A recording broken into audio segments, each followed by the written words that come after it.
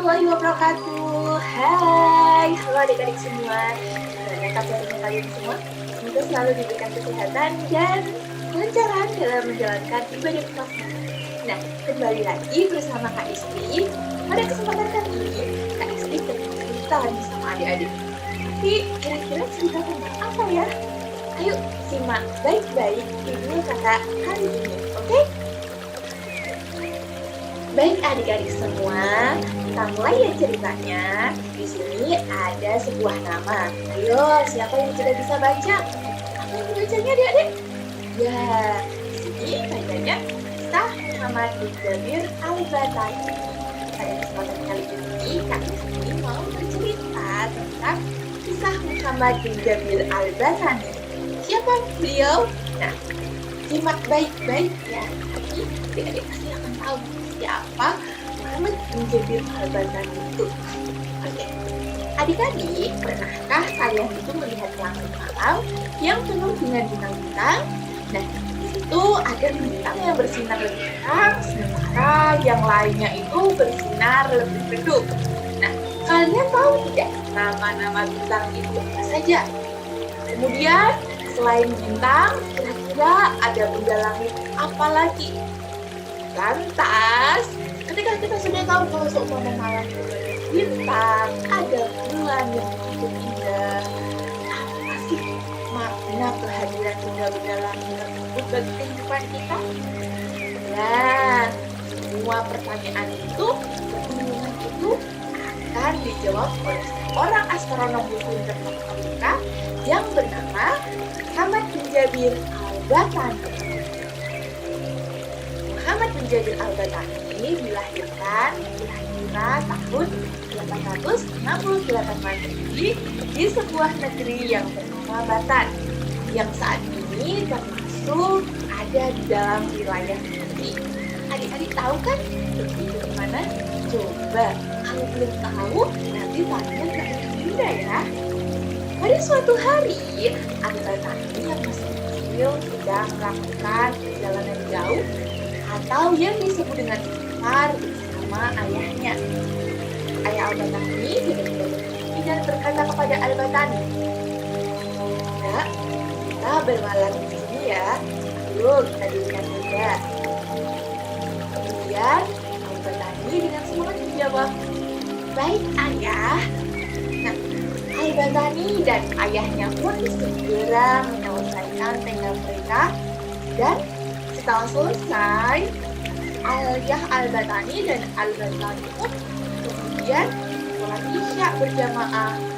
Ayah Al-Batani berkata, "Nah, gelarlah sajadahmu. Kita akan melaksanakan sholat Isya." Akan tetapi, Al-Batani merasa kebingungan. Dia tidak yakin dengan arah kiblatnya. Dari mana ayahnya itu tahu kalau seumpama arah kiblatnya itu ke sana? Padahal mereka itu ada di tengah gurun pasir. Dengan penuh berani, Al-Batani pun bertanya kepada sang ayah, "Kita ada di tengah-tengah gurun pasir ya. Dari mana ayah tahu arah kiblatnya ke sana?" Kemudian sang ayah pun menjelaskan dan mencoba menerangkan dengan bintang yang ada di daerah itu. "Coba kamu lihat bintang yang berkelap-kelip berwarna biru putih di langit itu. Bintang itu termasuk ke dalam rasi bintang yang selalu ada di sebelah selatan. Dari tempat kita, arah kiblat itu ke sebelah selatan. Jadi kita tinggal mengikuti arah bintang itu. Maka kita sudah menghadap ke arah kiblat." Wah, Masya Allah sekali ya. Kemudian ayah pun mengajak Al-Batani segera mendirikan sholat Isya. "Ayo, kita mulai sholatnya." "Baik ayah." Allahu Akbar. Pada suatu malam, ayah Al-Batani mengajak Al-Batani untuk pergi ke sebuah bukit. Al-Batani pun bertanya, sebenarnya mau kemana mereka itu? Nah, Dan ayahnya pun menjelaskan bahwa mereka itu akan pergi ke salah satu bukit. Al-Batani pun bertanya-tanya, untuk apa mereka itu pergi ke suatu bukit? Al-Batani bertanya, buat apa kita ke bukit ya? Tiap hari aku juga main di sana ya. Dan sang ayahnya pun jawab, kamu selalu naik bukit pada siang hari. Kamu belum pernah ke sana saat malam hari. Nah, sekarang kita akan ke sana. Memangnya ada apa ya di bukit kalau malam hari? Sudah, ikut saja. Ayah mau menunjukkan sesuatu yang bagus kepadamu. Setelah beberapa menit, Al-Batani dan ayahnya tiba di sebuah bukit. Di atas bukit, ayah Al-Batani mengajak Al-Batani untuk mengamati langit. Nah, alhamdulillah, kita sudah sampai. Sekarang, coba kamu lihat langit. Indah sekali bukan? Wah, Masya Allah ya, banyak sekali bintang-bintangnya. Langitnya indah sekali ya. Coba lihat bintang yang paling terang. Oh iya, bintang itu terang sekali ya.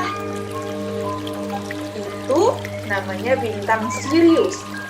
Sekarang coba lihat yang berwarna biru sana.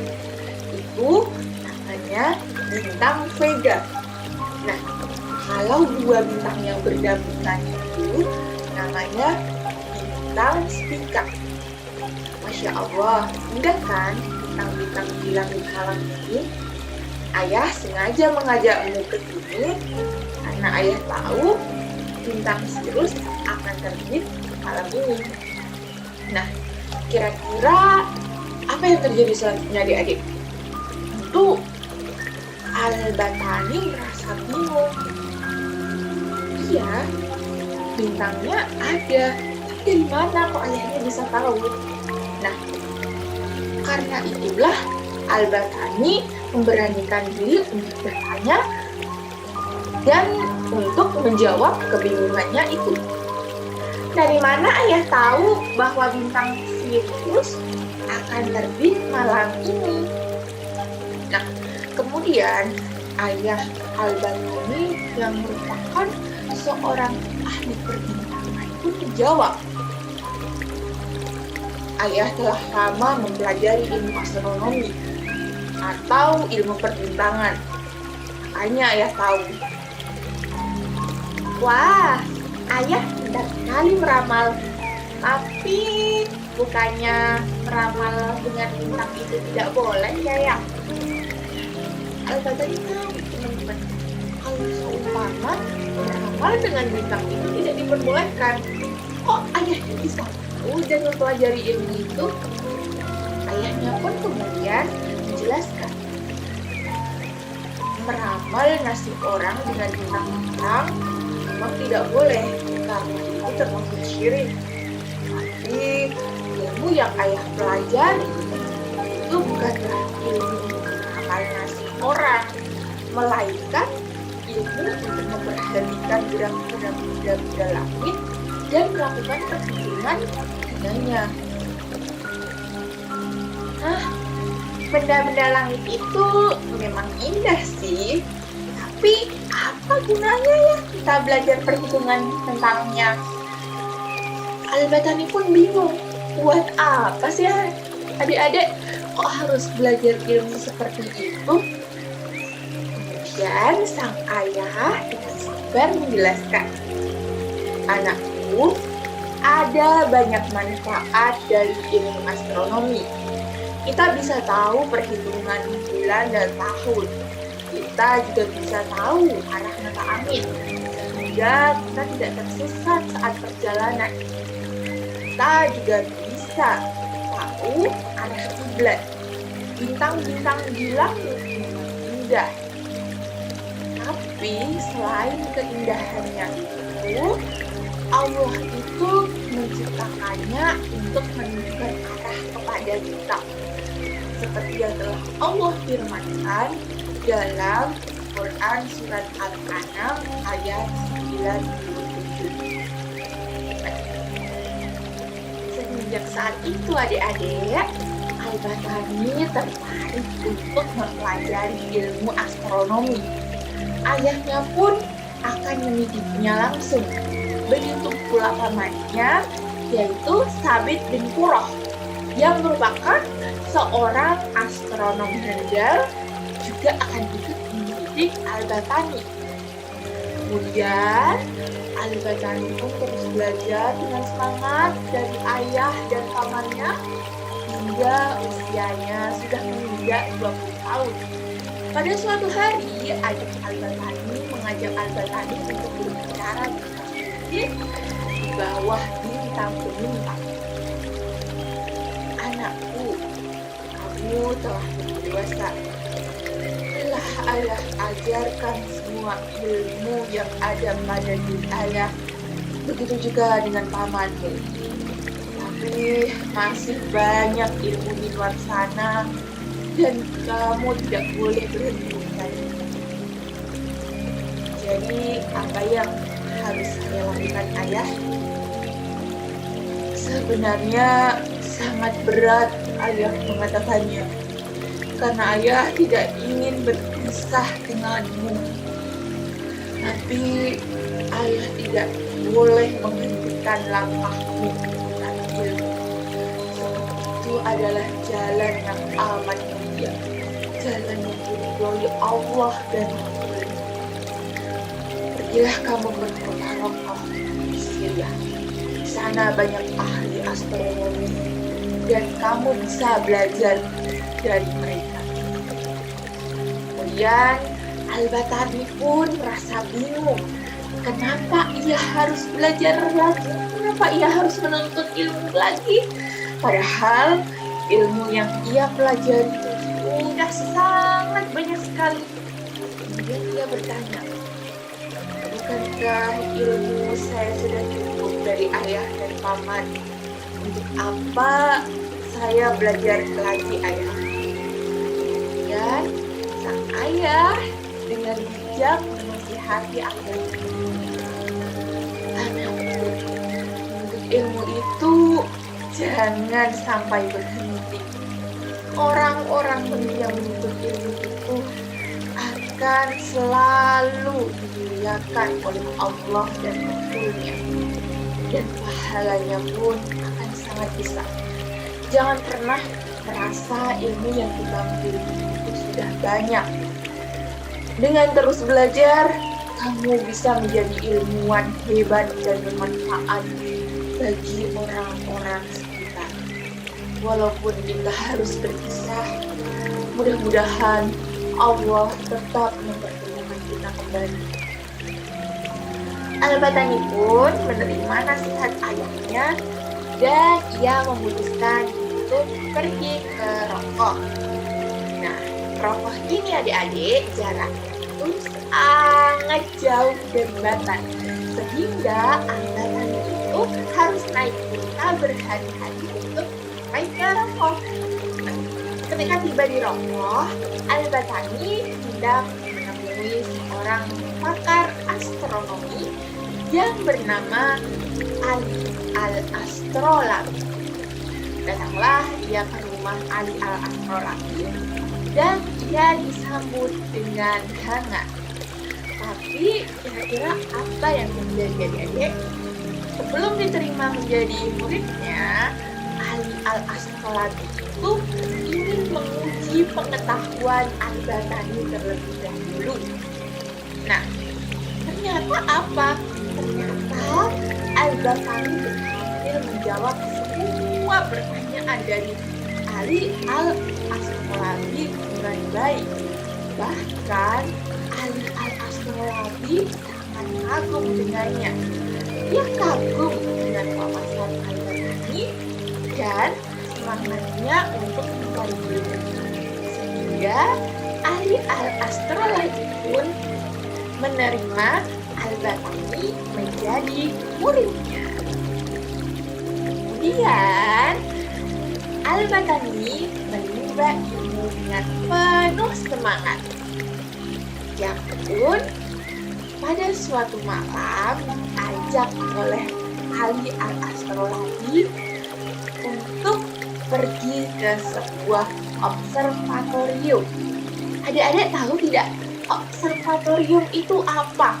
Observatorium itu suatu tempat yang dimana kita itu bisa melihat benda-benda langit dengan menggunakan alat-alat yang canggih, misalkan teropong dengan jelas. Nah, kemudian sampai di observatorium yang ada di tepi sungai Eufrat, Al-Batani itu sangat terkagum-kagum dengan observatorium itu. Dia sangat takjub dan dia dengan semangat mengarahkan matanya ke lensa mesin pemantau benda langit tersebut. Nah, hingga kemudian Ali al-Astrolabi pun mengatakan bahwa silahkan kamu boleh menggunakan semua alat-alat observatorium ini. Belajarlah yang giat dan jadilah ilmuwan yang hebat.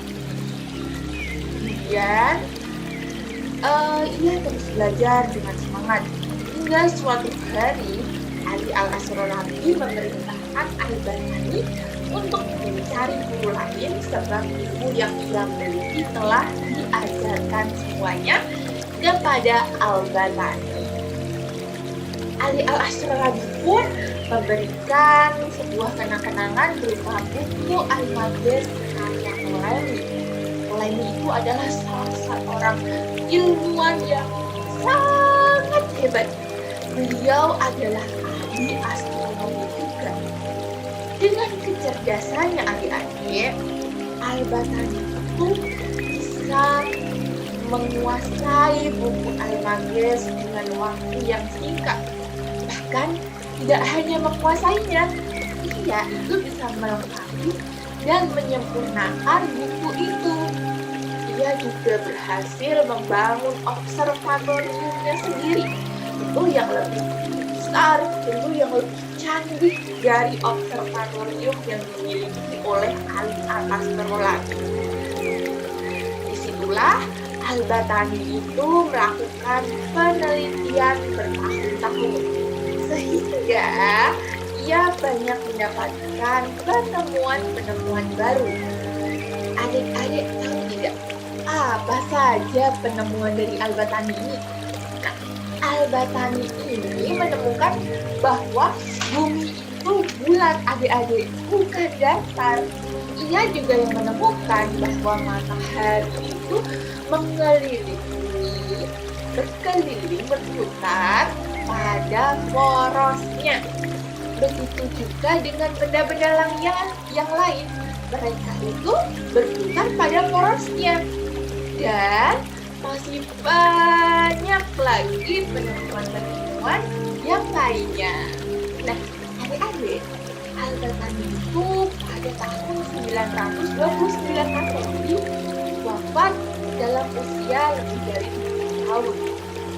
Nah, jangan lupa ketika adik-adik itu melihat ke arah atas, ke langit, melihat bintang-bintang, jangan pernah melupakan jasa Al-Batani yang telah menemukan hal-hal yang bermanfaat tentang benda-benda langit tersebut. Yeay, ceritanya cukup sampai di situ. Nah, kira-kira dari cerita Aisyah tadi, apa sih hikmah yang bisa kita ambil? Nah, adik-adik semuanya, keteguhan dan pengorbanan dalam menuntut ilmu itu pasti akan berbuah manis. Allah tidak akan menyia-nyiakan pengorbanan yang dikerahkan untuk menuntut ilmu. Jadi, jangan pernah menyerah dan berputus asa dalam belajar ya. Apalagi Allah itu telah memerintahkan kepada hamba-hambanya untuk senantiasa menuntut ilmu. Nah, pasti kalian tahu ya, Thalabul ilmi fardhun 'ala kulli muslim wa muslimah. Menuntut ilmu itu hukumnya adalah wajib bagi setiap muslim dan muslimah. Kemudian Islam itu memerintahkan kepada kita belajar, menuntut ilmu, baik ilmu yang berkaitan dengan ukhrawi maupun yang berkaitan dengan duniawi. Dengan ilmu, tentu kita bisa menduduki seluruh makhluk Allah yang ada di muka bumi. Dan dengan ilmu pula, kita itu bisa memimpin dunia, memimpin makhluk-makhluk Allah. Kita bisa menjadi makhluk yang terbaik di antara makhluk-makhluk Allah Ta'ala. Nah, namun ketika kita itu tidak berilmu, kita akan menjadi bodoh. Kita tidak tahu apa-apa. Kemudian kita akan menjadi makhluk yang paling rendah. Apalagi kalau seumpama kita tidak tahu, tentu tinggal ya, pasti tertinggal sama teman-temannya. Dan tentunya kita tidak mau kan menjadi makhluk yang seperti itu. Allah juga telah mengabarkan kabar gembira kepada orang-orang yang beriman bahwa Allah itu akan mengangkat derajat orang yang beriman dan orang yang berilmu. Oleh karena itu, marilah kita tetap menuntut ilmu tanpa mengenal lelah, karena ilmu sangat penting dalam kehidupan, baik kehidupan dunia dan kehidupan akhirat. Kira-kira itu yang bisa Kak Isti sampaikan untuk adik-adik. Dan baik-baik ya pesan Kak Isti tadi. Jangan lelah untuk menuntut ilmu, tetap semangat dan semangat terus untuk makanya. Sampai jumpa di dongeng selanjutnya. Wassalamualaikum warahmatullahi wabarakatuh.